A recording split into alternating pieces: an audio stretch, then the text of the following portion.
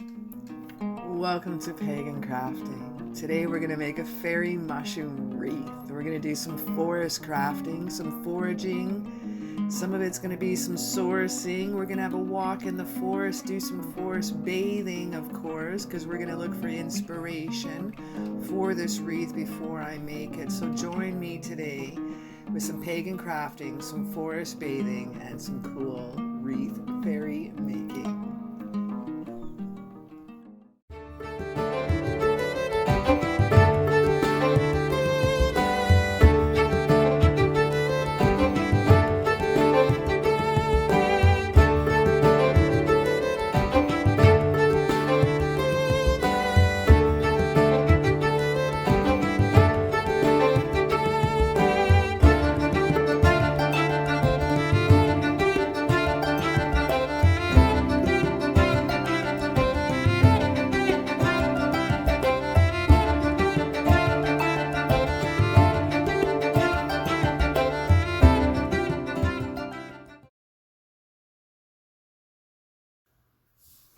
I love to go forest bathing and look up inspiration in the forest.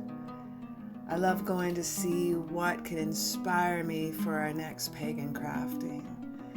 We have a local ravine by my place, and I look up from pine to birch to fir to ash tree. Everything is around me.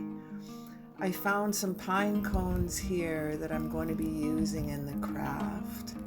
I was inspired by these mushrooms. I was hoping to find my favorite red mushrooms with white little dots, but sadly in my neck of the woods, literally, we don't have those type of mushrooms. So be inspired by this large, tall ash tree. I gather some ideas, some inspiration, some pine nettles for tea later. But this is the type of things that you yourself can look for in the forest. Now I grabbed this local wreath from my local craft store, some crystals I sourced online. This is some moss that I've gathered from the forest as well from the local craft store. I'm going to be using 3 types of brushes, a large brush and a couple fine pinpoint brushes as well. This is a blender I'm going to use for the modeling clay. Some of the little pine cones, I gathered the smallest ones I could find. Some hot glue. Some polymer clay. You could use colored clay. I'm going to use white because I'm going to paint mine, but you don't have to paint yours. You can actually make yours with the color. Some faux leather red, or whichever color you desire. I have some craft twine, some red, white, and brown acrylic craft paint, just local dollar store, local craft store, cheap like Borscht. It doesn't need to be anything fancy at all. The polymer clay will take craft acrylic. So let's start off with our polymer clay.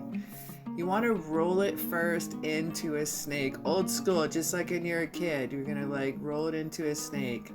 Start off with your first. We're going to make a stem. Just break a little piece off, any length that you like. You do want to make them a little bit longer because we're going to be gluing them into the wreath and we want some points sticking out. So you want to make it a little bit longer. Pinching off a little piece here and just pinching it together. We're going to make the little apron that goes around poison mushrooms. Now it's a little bit loose, so I was struggling with it a little bit, but usually it sticks on pretty quick. So I just give it a little tug and then just got to work it on and it will stick on. So you don't need to make it too fancy because you're not going to really be seeing the lines. So I'm not going to show you a full tutorial on how to do a realistic mushroom today. A lot of this is going to be covered by moss because there's going to be a lot of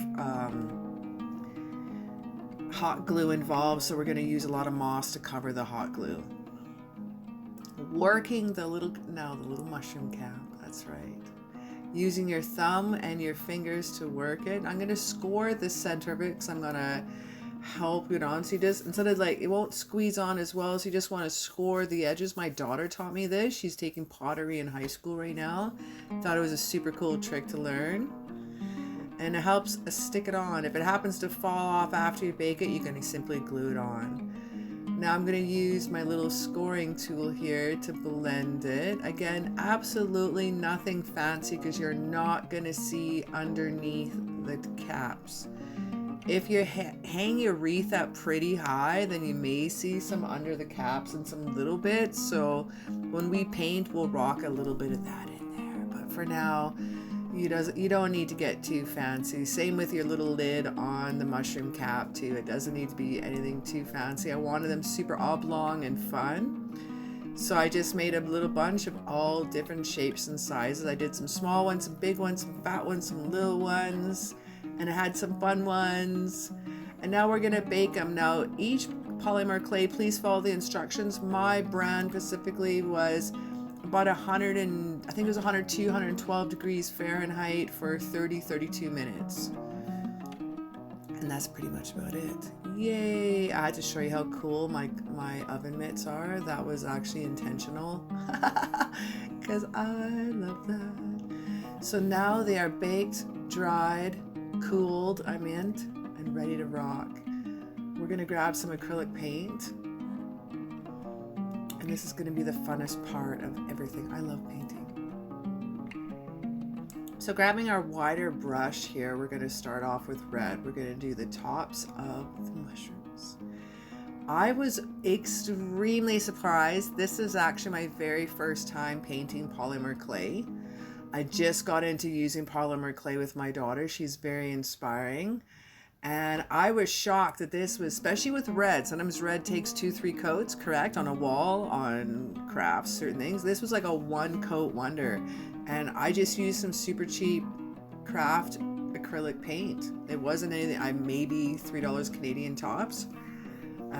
So that would be $2.50, $2.75 American or something. And it was super, super inexpensive. And 1-coat wonder. I was so surprised. So again, if you just want to paint all the tops red, go ahead. I'm using red because I want mine to stand out. Please use any color you desire.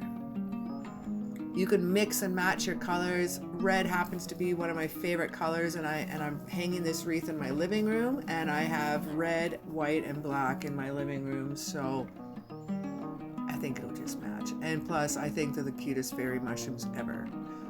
Going in this after it's totally dried the paint now. Going in with my fine tip brush. Don't think about this too much, haphazard. Just go big and small, little big, little big, little big, little big, little big, and just all over the place. You don't need to think about it. You don't need to make any little clusters. Nature is exquisitely messy as well, so do not having to plan anything is cool too. It's okay if some dots overlap because there are some bigger little white dots. Don't forget to put some little teeny tiny ones in there, some little teeny tiny drops too, and just feel free to not think about it and just plunk it down and have some fun. Don't forget the little underside, the little side bits too. There you have it. Super sweet and easy, my friend. Ta-da! Magic of YouTube land. They're all done. Now we're going to mix our white and our brown. I want to make cream. Now don't mix it all the way.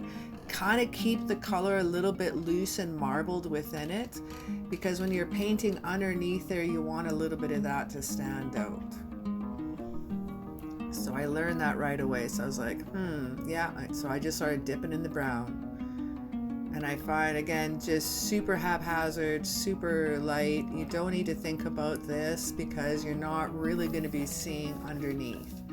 When I do this stem, it's already white. So I'm just going to do a dry brush on it, and however it rolls out, it plays out, is how I'm going to enjoy it. Again, I try to use all the crafts on Pagan Crafting that are going to be super easy, and you don't have to be an expert at anything to do the different crafts on this channel. So again, just super, super light, and there you have it. And when it's dried, it'll look sharp because it'll have the browns with the creams as well, and it'll give it a realistic look.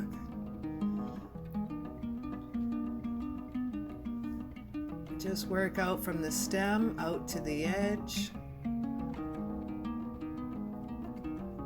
I'm just trash brushing it at this point. Now, see, there's no real intention here. Dry brushing here. I'm a bit of an art witch, so I'm a bit of a messy witch.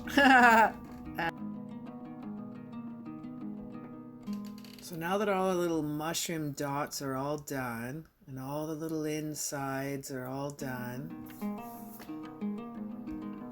we're going to start off with the moss. So I'm going to use what I have more of, and I have more of the white, kind of grayish, lichenish looking moss. So I want a little bit of a contrast. So I'm going to use a very light, I wish the camera could show a little bit more, but it's actually quite a light gray. So I think it'll look cool once I put the green moss on top with the red mushrooms. I think it's going to be a beautiful, beautiful contrast.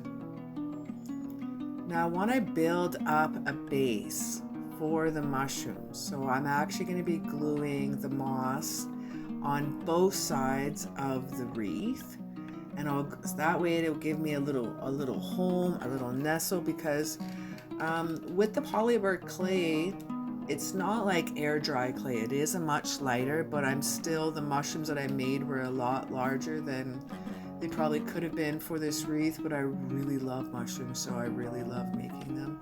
And whatever size they came out, and I will work with it as accordingly. So that's super fun. And there's no right or wrong when you make mushrooms, any size, any shape. This is a smaller mushroom or smaller wreath, so I probably should have made the mushrooms a little bit smaller. But after I was finished, I thought everything just turned out so perfect the way it was. And the complementary with this moss is super fun. You can get this at craft stores, dollar stores. You can, if you live near a forest, don't forget to give it a little sterilized, sanitize. You're gonna have bugs and stuff. You're taking things from other people's homes. You can also go down the local pet store as well, and there's the aquarium moss and the aquarium things you can make there. Now those are really, really, really great because it's all sterilized, all sanitized, because we don't want any bugs getting into your little lizards or snakes and things like that, and little critters. So some fun stuff there, but they have some super weird colors, some super weird green colors. I prefer more the natural looking moss.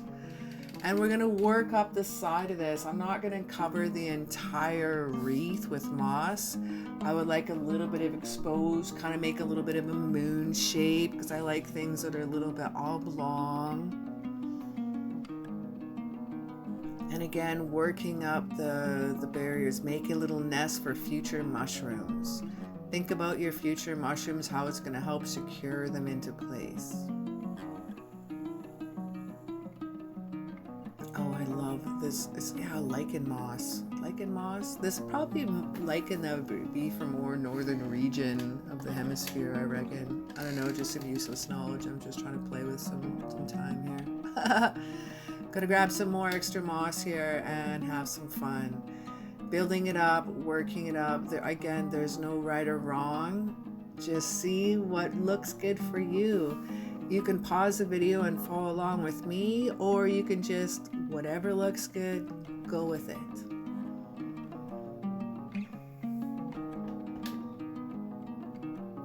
Last few little bits here, again, working on that nest. There's little homes for future mushrooms.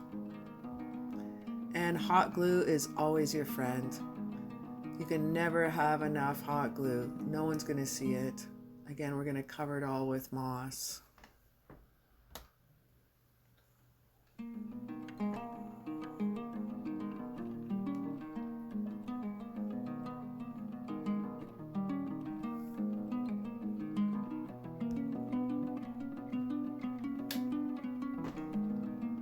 Now we want to get into some of the green moss. We're going to accent a little bit here and there. You can also trim the moss. I'm just giving a little bit extra. I want, again, kind of a crescent moon shape around this. Now, I love this moss. So this moss, I've grabbed some of this from the local forest you saw in the beginning of the video when I was doing some forest bathing. There's some beautiful little specimens everywhere you go, everywhere we see. So accenting the color. I may have some globs of hot glue here and there, so it's a great time to take that little bit of green moss and fill that in. I wound up wanting to round this out a little bit more, so I used the green moss for a little bit more on the sides of the crescent moon and the top. Again, no right or wrong.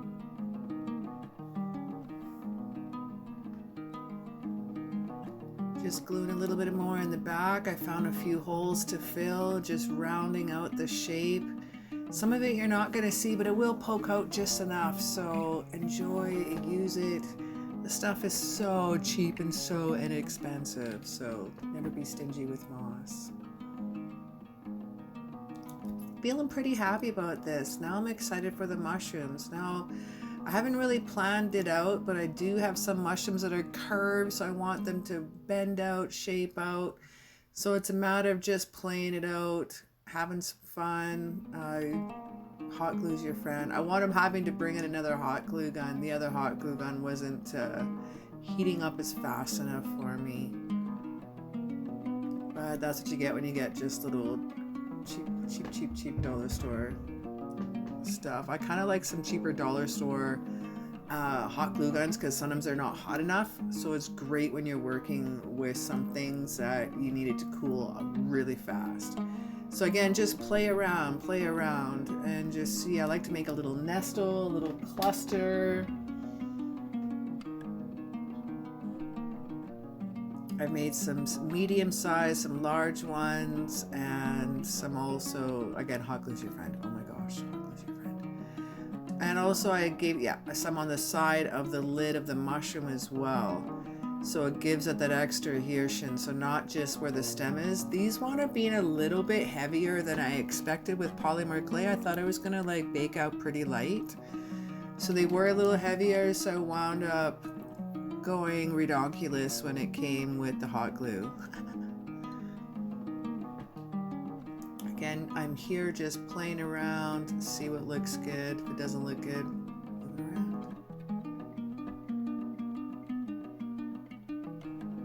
This one needed a little extra oomph there, and I had to hide some with some moss. Again, I got that great big other large mushroom too I have to find a home for. Again, making my little cluster. I love these fairy mushrooms so much. Oh my gosh. Hot glue's your friend, hot glue's your friend, hot glue's your friend. A little bit of action there. Put a little bit of reinforcement, and then grabbing in my moss to hide all that hot glue that I put in there.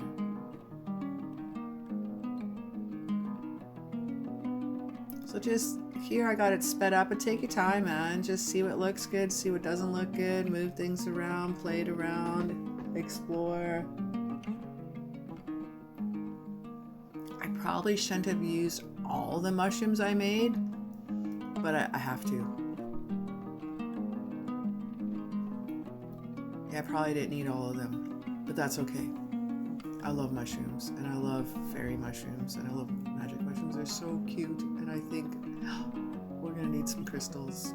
We're gonna need some crystals with this magical fairy mushroom setting. That's just right.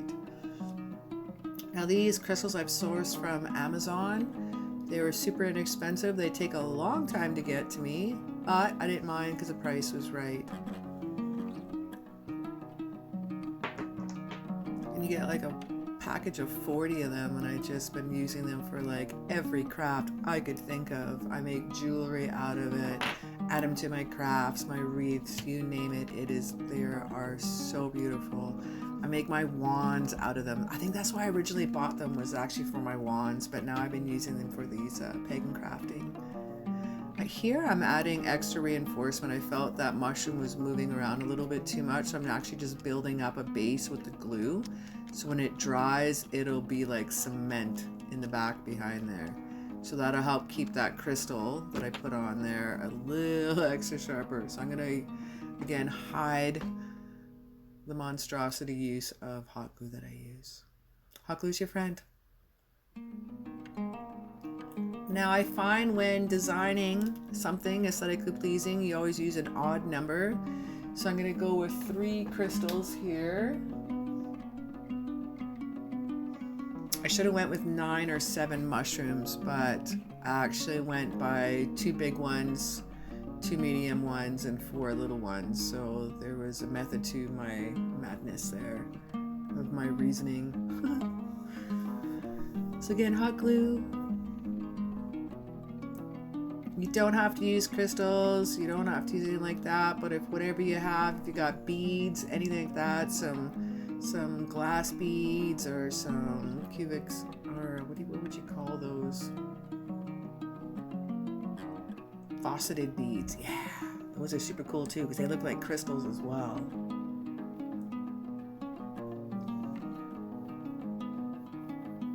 And I think I'm trying to find one more home to one more crystal. Can't get enough of that crystal much. Yeah. I think I'm gonna go for it. One more crystal. Just make a little home for it. Push down my finger, throw it in some extra love. That one I was worried about putting the glue on the crystal, then drop, so I decided to drop the glue in and then the crystal because I was worried about getting glue on the side of the mushrooms. Now the whole thing I was foraging for was some pine cones, so I might also add some pine cones on this because that's the whole reason I went out in the forest, was to look for pine cones and mushrooms. So I can't forget pine cones. Now these little guys were the smallest ones I could find. This wreath isn't very big, so you don't want to overdo it with some big pine cones on there for sure. Oh, just a little bit of accent. I love the 3-dimensional buildup of the crescent moss moon. Yes. Just playing around. Looks like I'm like munching on it, but I'm just playing around with what looks good, where it should go. None of this is planned before making this video, so it's just a matter of what I think looks cool when I'm doing it. I think that one needs one more, so I'm going to add one more twin.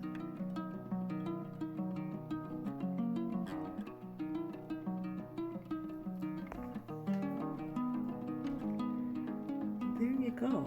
Feeling that. I'm liking that. Now I was just going to be using the red leather, faux leather for the latch, but I decided the weight of the mushrooms was too much, so I decided to add some of the twine to help reinforce the leather. Measuring out about the same. And I'm going to use that to make my little hanging loop. You can twist it as well, which will look pretty, but I think just the 2 there. You don't have to use the red, but I love the accent of the red for the mushrooms.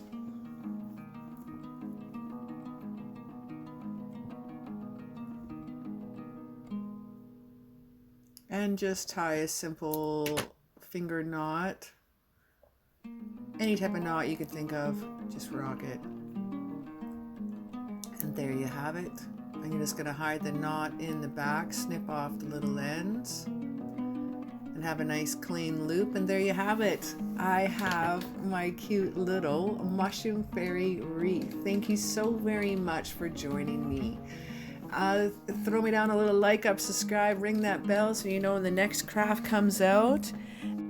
It's always a pleasure doing some pagan crafting with you. Thanks for chilling out with me today, and have yourself a magical day.